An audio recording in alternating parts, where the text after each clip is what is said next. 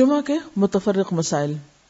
Number 1، رسول اللہ صلی اللہ علیہ وسلم نے فرمایا جس کا اللہ اور آخرت کے دن پر ایمان ہے اس پر جمعہ فرض ہے، مریض، مسافر، عورت، نابالغ لڑکا اور غلام جمعہ کی فرضیت سے مستثنی ہے، یعنی ان پر جمعہ فرض نہیں، اگر چاہیں تو پڑھ لیں، نہیں تو ظہر کی نماز بھی کافی۔ نمبر 2، نبی صلی اللہ علیہ وسلم نے فرمایا جو شخص جمعہ کے روز خوب اچھی طرح نہائے اور پا پیادہ یعنی پیدل مسجد میں جائے، امام کے نزدیک ہو کر دل جمی سے خطبہ سنے، یعنی ادھر ادھر غفلت کے ساتھ نہیں بلکہ پوری توجہ کے ساتھ اگلی صفوں میں بیٹھ کر، اور کوئی لغو بات نہ کرے، تو اس کو ہر قدم پر ایک برس کے روزوں کا اور اس کی راتوں کے قیام کا ثواب ہوگا۔ یعنی اتنا فضیلت والا عمل ہے اگر کوئی شخص پوری توجہ اور محبت اور شوق کے ساتھ کرے۔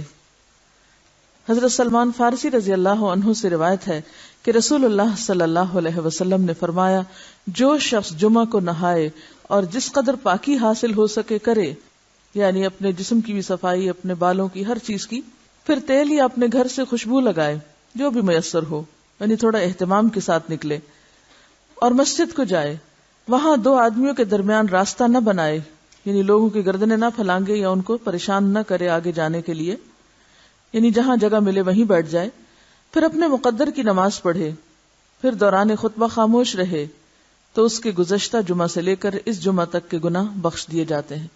اب یہاں پر گناہوں کی بخشش کس چیز کے ساتھ منسلک ہے کہ انسان اپنی ذات سے کسی کو تکلیف نہ دے، یعنی صرف اتنا نہیں کہ آپ خود شوق سے چلے ہیں نیکی کرنے، عبادت کرنے، اور اپنے شوق میں دوسروں کے لیے باعث اذیت ہیں، ایسا نہیں ہونا چاہیے۔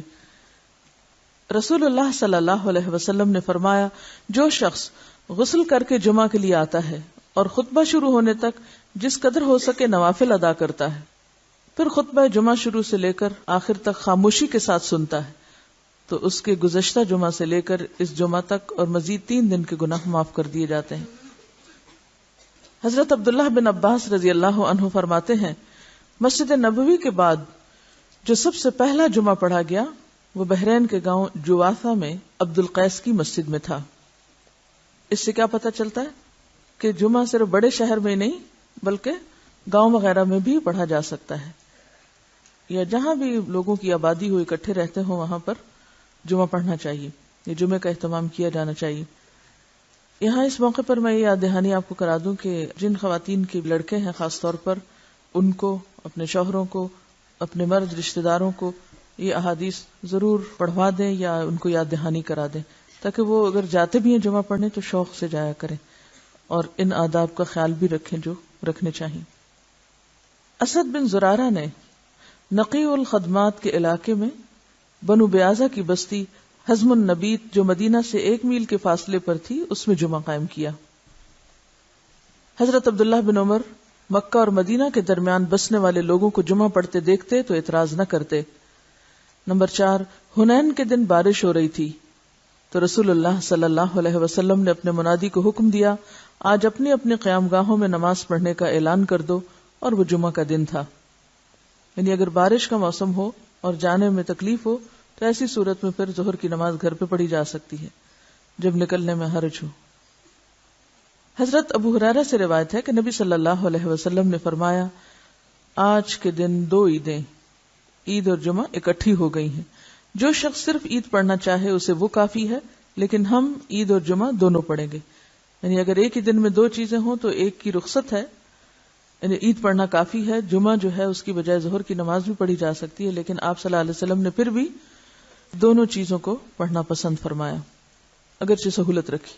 عبداللہ بن زبیر رضی اللہ عنہ کے زمانے میں جمعہ کے دن عید ہوئی تو انہوں نے نماز عید پڑھائی، جمعہ نہ پڑھایا۔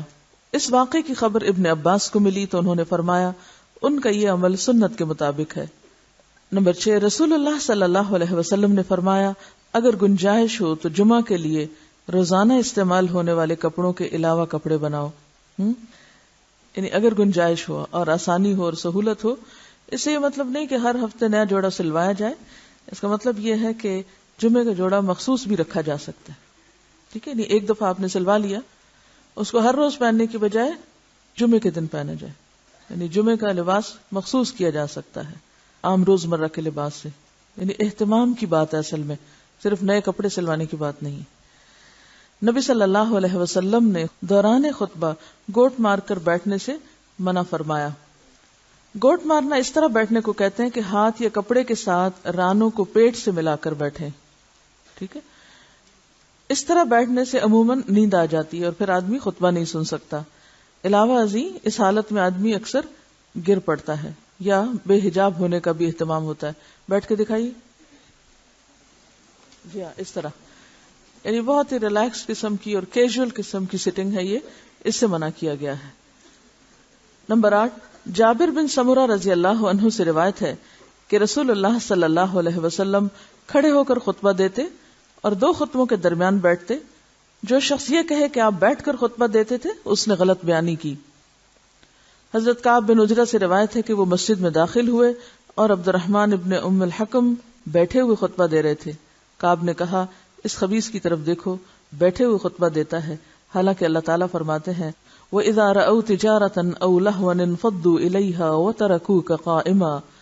اور جب یہ لوگ کوئی سودا بکتا دیکھتے ہیں یا کوئی تماشا دیکھتے ہیں تو اس کی طرف بھاگ اٹھتے ہیں اور آپ کو خطبے میں کھڑا ہی چھوڑ دیتے ہیں. قرآن پاک سے یہ بات پتہ چلتی ہے کہ خطبہ کھڑے ہو کر دینا چاہیے.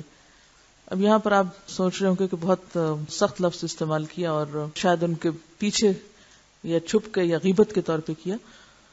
تو اصل بات یہ ہے کہ صحابہ کرام کے اندر آپ نے ایک چیز دیکھی ہوگی کہ وہ سنت کے خلاف کوئی چیز برداشت نہیں کرتے تھے، کیونکہ وہ اللہ کے رسول صلی اللہ علیہ وسلم کو اپنی ذات، اپنی اولاد، اپنے والدین، اپنی ہر چیز سے زیادہ محبوب رکھتے تھے اور آپ کی باتوں کو بھی اسی طرح اہمیت دیتے تھے. لہٰذا کہیں وہ کوئی چیز آپ کی سنت کے خلاف ہوتے دیکھتے تو وہ ان کے لیے بہت ہی سخت ہوتی اور اسی لیے سخت الفاظ بھی استعمال کر جاتے. تو بات یہ کہ اسی کا نام من احب للہ و ابغض للہ ہے، و آتا للہ و منع للہ. جب ہم دین میں محبت کی بات کرتے ہیں تو ہم سمجھتے ہیں کہ محبت پھر جائز ناجائز ہر بات پہ محبت. یہ بات غلط ہے. ٹھیک ہے، درست چیز کو اپریشیٹ کیا جائے اور جو غلط بات ہے اس کو غلط بتایا جائے، اور غلطی جتنی زیادہ بڑی ہو اس کے لیے اتنا ہی فرم ہونا چاہیے. اس کے لیے پھر ڈھیلا ڈھالا رویہ نہیں اختیار کرنا چاہیے جبکہ بات پوری طرح دوسروں کو بتائی بھی جا چکی ہو. لیکن ایک بات یاد رکھیے کہ صحابہ کرام کا جو باہم تعلق یا واسطہ تھا، ان کی جو تربیت جس ڈھنگ پر ہوئی تھی، وہاں ذات اور انا اور میں اور شخصیت پرستی جیسی چیزیں نہیں تھی. وہاں محبت بھی اللہ کے لیے تھی اور بغض بھی اللہ کے لیے تھا، اور اس کے ساتھ ساتھ وہ کسی چیز کو اپنی ذاتی وقار کا مسئلہ نہیں بناتے تھے، اس کو پرسنلی نہیں لیتے تھے. ہم کوئی چیز نہ بھی ہو تو اس کو پرسنل بنا لیتے ہیں، یعنی کوئی شخص کسی سے کچھ کہہ رہا ہو تو ہم اس کو اپنے خلاف لے لیتے ہیں، اور اپنی ذات کے بارے میں ہمیشہ بہت ہی سمپیتھیٹک اور بہت سینسٹیو اور بہت کانشیس اور بہت مہربان رہتے ہیں. اٹھتے بیٹھتے چلتے پھرتے تکلیفوں کا ذکر بھی کرتے رہتے ہیں. کبھی ہمیں یہ بھی سوچنا چاہیے کہ جب ہم بہت زیادہ تکلیفوں کا ذکر کرتے ہیں تو کہیں ہم اللہ تعالیٰ کا شکوہ تو نہیں کر رہے ہوتے. تھوڑی دیر کے لیے سوچیں، یہ مسئلہ وہ مسئلہ، یہ پریشانی وہ پریشانی، یہ بیماری وہ بیماری، یہ تکلیف وہ تکلیف.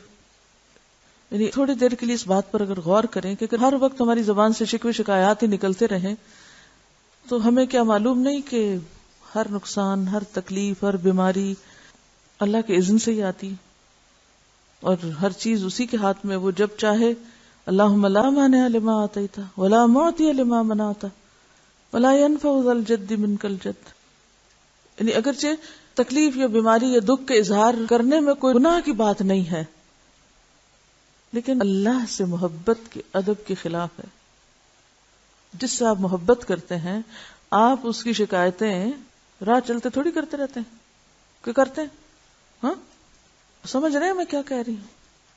اس شخص سے آپ نے کیا سبق سیکھا جس کا صدقہ کسی ایسے شخص کو چلا گیا کہ جو مستحق نہیں تھا اور وہ دل میں تکلیف میں بھی تھا، پریشان بھی تھا، تو کیا کہا؟ اللہم لک الحمد. ہم یہ اخلاق اور ادب نہیں سیکھ سکتے؟ ہاں سیکھ سکتے ہیں. مثلا ایک ڈاکٹر کے پاس جا کے بتانا کہ میں بیمار ہوں، اس میں کوئی برائی نہیں، لیکن ہر انسان کو بتانا میں بیمار ہوں، یہ اللہ کی محبت کے ادب کے خلاف ہے. ابراہیم علیہ السلام جو اللہ کے دوست تھے، وہ کیا کیا کرتے تھے، کیا کہتے تھے؟ فَإِنَّهُمْ عَدُوٌّ لِّي إِلَّا رَبَّ الْعَالَمِينَ الَّذِي خَلَقَنِي فَهُوَ يَهْدِينِي وَالَّذِي يُطْعِمُنِي وَيَسْقِينِي وَإِذَا مَرِضْتُ فَهُوَ يَشْفِينِي وَالَّذِي يُمِيتُنِي ثُمَّ يُحْيِينِي وَالَّذِي أَطْمَعُ أَن يَغْفِرَ لِي خَطِيئَتِي يَوْمَ الدِّينِ رَبِّ هَبْ لِي حُكْمًا وَأَلْحِقْنِي بِالصَّالِحِينَ وَاجْعَل لِّي لِسَانَ صِدْقٍ فِي الْآخِرِينَ وَاجْعَلْنِي مِن وَرَثَةِ جَنَّةِ النَّعِيمِ۔ کیا سرگوشی ہے نا اپنے رب سے، کیسے نعمتوں کا اقرار ہے، کیسے محبت اور شکر کا اظہار ہے۔ اب سوچتے ہو کہ پڑھاتے پڑھاتے پتہ نہیں کہاں چلی جاتی ہیں اور کسی اور ہی irrelevant بات کے اوپر شامت لے آتی ہیں روز۔ دیکھیے، ایک ہے عام سطح پہ جینا اور ایک ہے مقربین کی سطح پہ جینا۔ تو ہم معلوم نہیں کہاں ہیں، لیکن مقربین کے رستے پہ چلنا تو چاہیے نا، کہ نہیں؟ اتنی دعائیں مانگ کے کہتے ہیں رب ہب لی حکمن۔ یہ ہے عجز، یہ ہے عجزی۔ ساری مناجات کر کے کہتے ہیں اللہ مجھے حکمت دے، قوت فیصلہ دے، سمجھ دے، فہم دے، وَأَلْحِقْنِي بِالصَّالِحِينَ۔ یہ ہوتی ہیں اللہ سے محبت کی علامتیں۔ شکوہ محبت کی موت ہوتا ہے، شکوہ محبت کی موت ہوتا ہے۔ جس سے محبت ہوتی ہے اس سے شکوے نہیں کیے جاتے، یا اس کے شکوے یا اس کی شکایتیں دوسروں کے سامنے نہیں کی جاتی۔ جب کھینچ کے آہے سر کہتا ہے کوئی بندہ، جس حال میں بھی رکھے صد شکر ہے اللہ کا، میں سوچنے لگتا ہوں یہ شکر کیا اس نے یا تانا دیا اس نے رزاق دو عالم کو۔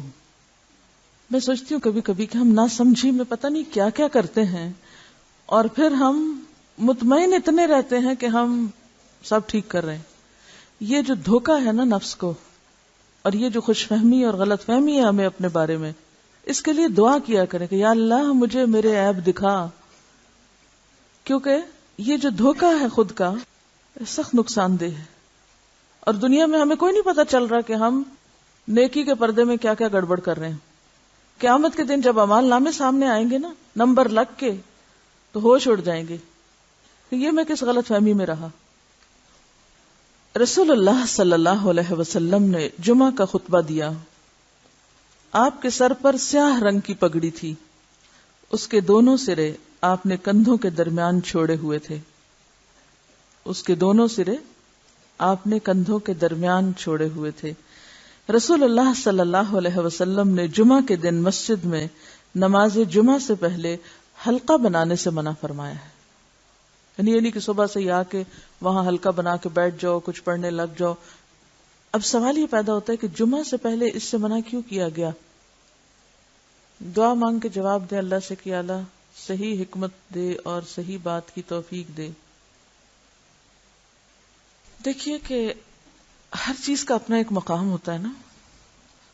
آپ کو جمعہ کے لیے جانا ہے، جمعہ کی نیت سے جائیں گے نا مسجد میں، اور اگر حلقہ بنانا ہے یا بیٹھنے کے لیے جانا ہے تو وہ اس نیت سے پہلے ہی جا کے بیٹھیں گے نا آپ۔ تو وہ جو اصل کام ہے وہ کس میں دب جائے گا؟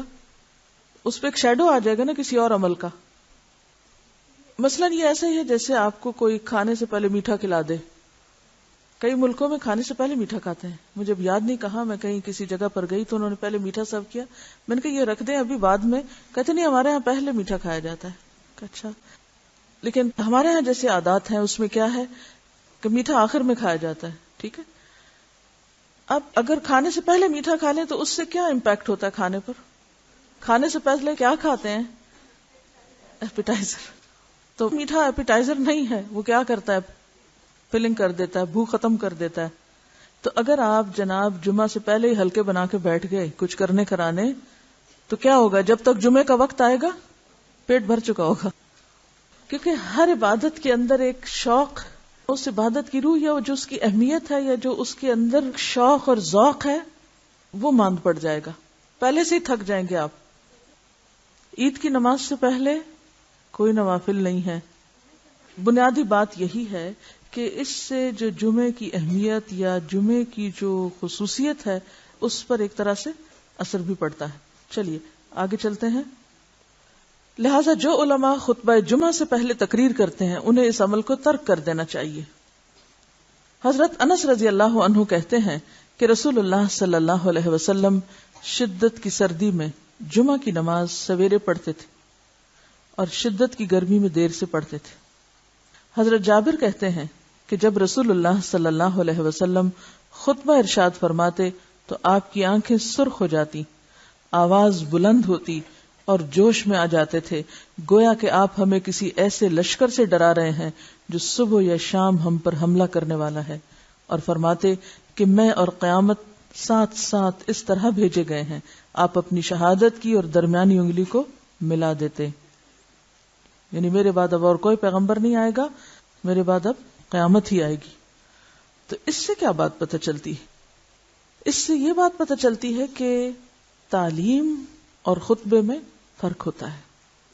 تعلیم میں آپ کا انداز کیا تھا؟ آہستہ آہستہ بولتے، لفظ گنے جا سکتے تھے، ایک بات بعض اوقات 3 بار بھی دہراتے، لیکن خطبے کا انداز فرق تھا، وہ زوردار ہوتا تھا، وہ شدت والا ہوتا تھا، اس میں ایک انذار کا پہلو غالب ہوتا تھا، وہ لوگوں کو جھنجھوڑنے والا ہوتا تھا، غفلت سے جگانے والا ہوتا تھا، بیدار کرنے والا ہوتا تھا۔ اس سے کیا بات سامنے آتی ہے کہ ہر موقع کی مناسبت سے تعلیم کا انداز اور تربیت کا فرق ہونا چاہیے، ہر وقت ایک ہی روٹین میں کام نہیں کرنا چاہیے، ویسے بھی طبیعتیں پھر اکتانے لگتی۔ نبی صلی اللہ علیہ وسلم نے فرمایا، امام کے ساتھ جتنی نماز پالو وہ پڑھو اور جو رہ جائے اسے پورا کرو۔ اس حدیث کی روح سے نماز جمعہ کی دوسری رکعت کے سجدہ یا تشہد کو پانے والا سلام پھرنے کے بعد اٹھ کر 2 رکعتیں پڑھے گا، 4 نہیں، کیونکہ اس کی فوت شدہ نماز 2 رکعتیں ہیں، 4 رکعتیں نہیں۔ یعنی جمعہ اگر اپنے آخری حصے میں آپ نے پایا، ایسا امام جو تھا وہ آخری سجدہ کر رہا تھا اور آپ مسجد میں داخل ہوئے، یا وہ اتحیات بیٹھے تو سلام سے پہلے آپ بیٹھ گئے ساتھ، تو ایک طرح سے جمعے کا ثواب تو مل گیا، لیکن بعد میں 2 رکعتیں پڑھی جائیں گی، ظہر بنا کے 4 نہیں پڑھی جائیں گی۔